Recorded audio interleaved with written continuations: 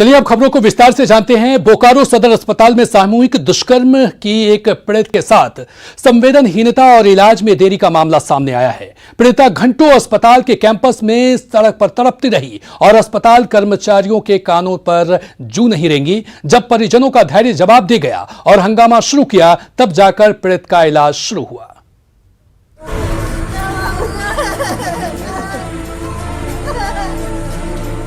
बोकारो सदर अस्पताल परिसर में जमीन पर पड़ी, हाथ पैर पटकती और दर्द से तड़पती ये युवती घंटों मदद की गुहार लगाती रही। परिजन भाग दौड़ करते रहे, लेकिन अस्पताल में पत्थर की मूर्ति बने स्टाफ के कानों तक इस महिला की पीड़ा नहीं पहुंची। सामूहिक दुष्कर्म की शिकार इस महिला की जान आफत में थी, लेकिन न एक स्ट्रेचर उपलब्ध कराया गया, न ही भर्ती करने की कोई पहल ही की गई। जब परिजनों ने चिल्लाना शुरू किया तो स्टाफ नींद से जागे।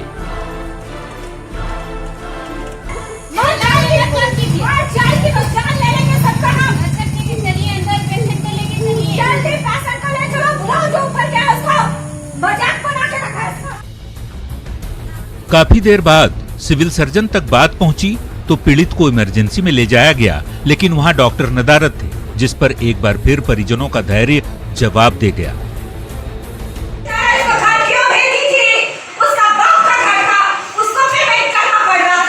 धंधा बना हुआ है यहाँ का, धंधा वाली चल रहा है। डॉक्टर को बुलाइए नहीं तो तोड़ करेंगे हॉस्पिटल में। लौटा रही थी, छटपटा रही थी मुर्गी के जैसा, कोई मदद करने के लिए नहीं आ रहा था। तो फिर एसपी साहब को फोन की, मधु जी जो नाम है, मधु दीदी बोलते हैं, मेरे लिए मदद कर रही है। अब जरा पूरे मामले को भी समझ लीजिए। पीड़िता घरेलू नौकरानी का काम करती है, जो पूर्व में किसी समीर सिंह नाम के युवक से प्रेम करती थी, लेकिन बाद में दोनों की राहें जुदा हो गईं, जिसके बाद से वो शैतान युवती की जान का दुश्मन बन बैठा। राह चलते कभी भी परेशान करने से नहीं चूकता और मंगलवार की रात उसने दरिंदगी की सारी हदें पार कर दी। युवती जब काम से लौट रही थी, तभी समीर सिंह ने 3 साथियों के साथ गैंग रेप कर दिया। बोलता है मेरे रास्ता के कांटा तू ही बनती है हमेशा। उसका साथ केस हुआ है, पहले भी मारपीट किया था तो चाकू से, तो ही केस उठाने के लिए बोल रहा है। उसका यही दुश्मनी है, बोल रहा है केस उठा लो ना तो तुम मेरे हाथ में ऐसे ही मार जाओगे, तुम्हारा कोई इज्जत नहीं है। युवती के साथ घिनौनी करतूत और सदर अस्पताल में संवेदनहीनता पर सीएम हेमंत सोरेन ने संज्ञान लिया है और बोकारो डीसी को तुरंत पीड़िता को हर संभव मदद पहुंचाने और आरोपियों की जल्द गिरफ्तारी के निर्देश दिए गए हैं। ज्ञानेंदु जयपुरियार, न्यूज़ 18 बोकारो। झारखंड में स्वास्थ्य विभाग सवालों के घेरे में है, साथ ही लॉ एंड ऑर्डर पर भी सवाल उठ रहे हैं। शहर शहर शैतान खुले में घूम रहे हैं, महिलाओं की आबरू तार तार हो रही है, लेकिन पुलिस इन पर लगाम लगाने में नाकाम साबित हो रही है।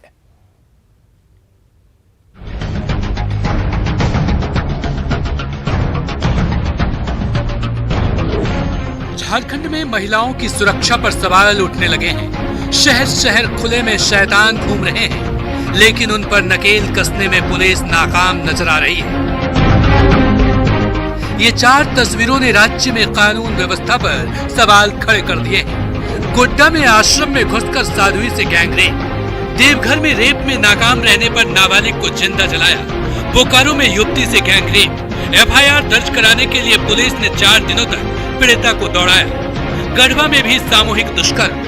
इतना ही नहीं, गोड्डा में एक विधवा से भी गैंगरेप की घटना सामने आई है। 4 सितंबर को ललमटिया थाने में दर्ज प्राथमिकी में पीड़िता ने गांव के 5 लोगों को नामजद आरोपी बनाया है। घटनाएं महिला सुरक्षा पर सवाल खड़े कर रही है। हालांकि गोड्डा पुलिस ने साध्वी गैंगरेप के मुख्य आरोपी आशीष राणा को गिरफ्तार कर लिया है। एक और जो मुख्य आरोपी है आशीष राणा उर्फ आशीष यादव, उसको भी आज हम लोगों ने गिरफ्तार करके न्यायिक हिरासत में भेजा जा रहा है। और ये पूरे प्रकरण में 2 जैसे विक्टिम का स्टेटमेंट है, हम लोगों ने इंट्रोगेशन में जो भी क्लियर आया हुआ है कि 2 व्यक्ति जो है इसमें बलात्कार करने का कांड किया है। तो दोनों मुख्य आरोपी जो दीपक राणा और आशीष यादव, ये जो है दोनों गिरफ्तार हो चुके हैं। झारखंड में बढ़ती गैंगरेप की घटनाओं को लेकर बीजेपी ने सरकार पर सवाल उठाए हैं और कहा है कि राज्य में लॉ एंड ऑर्डर चरमरा गई है। वहीं कांग्रेस और जेएमएम ने सरकार का बचाव किया है। रेप नहीं, गैंग रेप की रिपोर्ट आ रही है। गैंग रेप के बाद हत्या, माने कई तरह का, माने अपराध की राजधानी हो गई है जिस तरह से, और अपराधी एकदम बेकाबू हो गए हैं। महिला सुरक्षा की तो ये सरकार बात ही नहीं करे, और सरकार जो है, पूरा सरकार का तंत्र जो है, लॉ एंड ऑर्डर सब फेल हो चुका है। ऐसे मामलों को देख करके, ध्यान में ला करके जो लोग दोषी हैं उनको तो गिरफ्तार कर ही रही है। जो इस घटना क्षेत्र के थाना प्रभारी हैं, जो इस घटना क्षेत्र के वरीय अधिकारी हैं, उनको भी काफी संजीदगी से काम करने की जरूरत है। अगर वो नहीं कर रहे हैं तो ऐसे अधिकारियों पर कार्रवाई करनी होगी। तुरंत आवश्यक दिशा निर्देश दिए गए पुलिस के उच्च अधिकारियों को कि अविलंब गिरफ्तारी होनी चाहिए, और तुरंत गिरफ्तारी हुई जो मुख्य अभियुक्त है। बाकी जो लोग शामिल थे उनको भी मुझे लगता है 48 घंटे के अंदर गिरफ्तार किया जाएगा। राजनीति अपनी जगह है, लेकिन जिस तरह से राज्य में आपराधिक घटनाएं बढ़ी है, उससे कानून व्यवस्था पर सवाल तो उठने ही लगे हैं। Bureau report, news 18। और अगली खबर पलामू से है, जहां दिव्यांग आवासीय विद्यालय में पढ़ने वाली नाबालिग छात्रा गर्भवती हो गई। इसका खुलासा तब हुआ जब स्कूल के ही एक दिव्यांग छात्र पर उससे जबरदस्ती का आरोप लगा।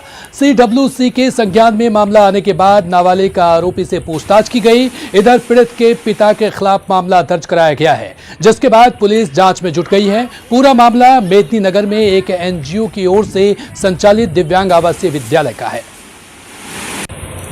लेकिन हम लोग जब जांच कराए इसको, तब हमको पता लगा कि ये लड़की प्रेग्नेंट है। इसके बाद लड़की के CWC वाले आए, लड़की को अपने अंडर में ले गए, और हम लोगों ने यहाँ सारी सुविधा दिए हुए हैं, सारी देख रेख करते हैं। लेकिन अब रात बिरात चुपके से कब का कर लिए, इसकी हम लोग चुप हुई कि क्या हुई, हम लोग के अच्छी नहीं है। CWC पलामू के द्वारा शहर थाना को सूचित किया गया था कि एक बच्ची जो है वो जिसकी गर्भवती होने की सूचना मिली है, तो थाना प्रभारी और उनकी टीम ने जा करके उस मामले की जांच की। जांच के समय पता चला कि ये मामला सही है, और लड़की का अभी मेडिकल जांच के लिए भेजा गया है लड़की को। और उस लड़की के द्वारा जिस पर आरोप लगाया गया है, उसको भी हम, जिस बच्चे पर आरोप लगा वो भी नाबालिग है, उसको भी हम लोग अभी ले आए हैं। चलिए बढ़ेंगे अगली खबर की तरफ। कोविड-19 को लेकर प्रशासन की जागरूकता के प्रयासों को उनके ही सिपाही नजरअंदाज कर रहे हैं। जमशेदपुर में सोनारी थाना के ASI को मास्क नहीं पहनने पर जमशेदपुर SDO ने रोका, और यही बात कहासुनी में तक भिड़ंत तक पहुंच गई। बीच सड़क पर जमकर कहासुनी हुई। हालांकि मामले की नजाकत को देखते हुए साक्षी थाना प्रभारी मौके पर पहुंचे और मामले को शांत कराया। इधर SSP ने पूरे वाकये की जांच का जिम्मा सिटी SP को सौंपा है, जिसके बाद सिटी SP ने ASI को कारण बताओ नोटिस जारी किया है।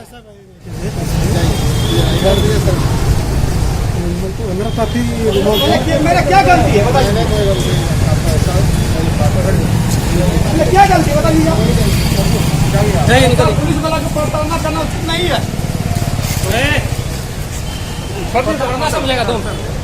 सर जी मेरा क्या गलती है, निकलो, तुम्हारा गलती बना।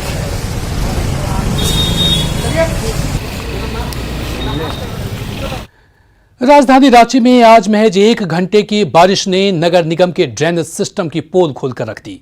रांची के VIP मार्ग AG मोड़ के पास सड़क पर पानी जैसा नजारा दिखा, नदी जैसा नजारा दिखा। मौका का जायजा लिया हमारे संवाददाता संजय कुमार सिन्हा ने।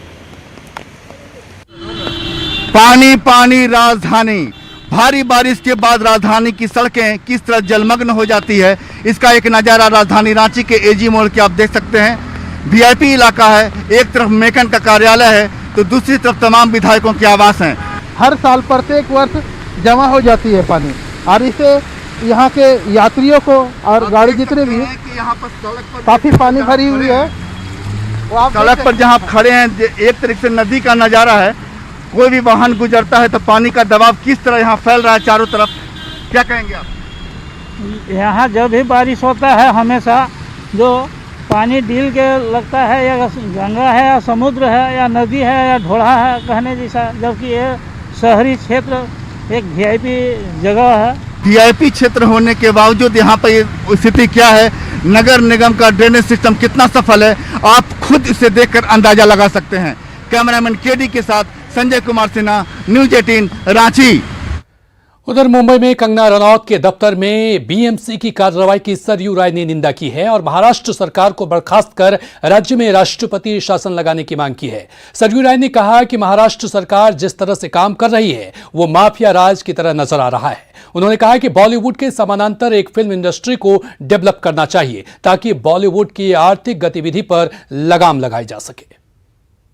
किसी विरोध के स्वर को दबाने के लिए आप उसके खिलाफ हिंसा करिएगा, उसका घर तोड़वा दीजिएगा, 24 घंटे के भीतर आपने नोटिस दिया, घर तोड़ दिया, सफाई का समय भी नहीं दिया, तो ये लगता है इससे संविधान और कानून का शासन मुंबई में समाप्त हो गया है और मुंबई में जिनका शासन है ये लोग इस काबिल नहीं रह गए हैं कि लोकतांत्रिक पद्धति से संविधान नियम के हिसाब से काम कर सकें।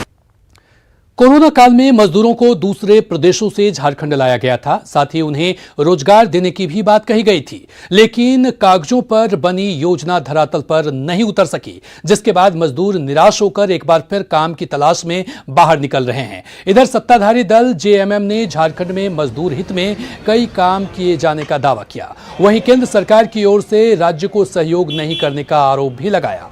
वहीं श्रम मंत्री सत्यानंद भोक्ता ने मजदूरों के पलायन पर सफाई दी। उन्होंने कहा कि वैसे मजदूर या लोग राज्य से बाहर जा रहे हैं जो दूसरे राज्यों में या तो कारोबार करते हैं या उनका परिवार वहां रहता है।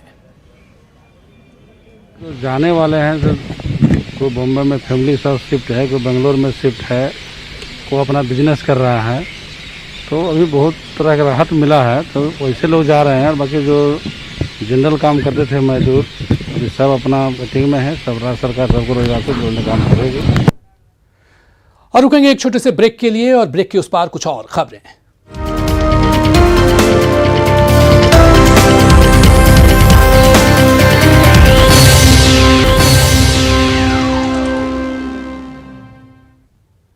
ब्रेक के बाद स्वागत है। दुनिया की बड़ी tech investor company Silver Lake ने रिटेल में रिलायंस इंडस्ट्रीज के साथ मेगा डील की है। आरआईएल में 7500 करोड़ रुपए का सिल्वर लेक निवेश करेगी। ये निवेश 1.75% हिस्सेदारी के लिए किया जाएगा। सिल्वर लेक का आरआईएल यूनिट में ये दूसरा सबसे बड़ा निवेश होगा। इससे पहले सिल्वर लेक ने जियो में भी बड़ा निवेश किया था। विदेशी निवेशकों के लिए आरआईएल आकर्षक बनी हुई है। आरआईएल के चेयरमैन मुकेश अंबानी ने सिल्वर लेक के साथ हुई मेगा डील पर खुशी जताई है।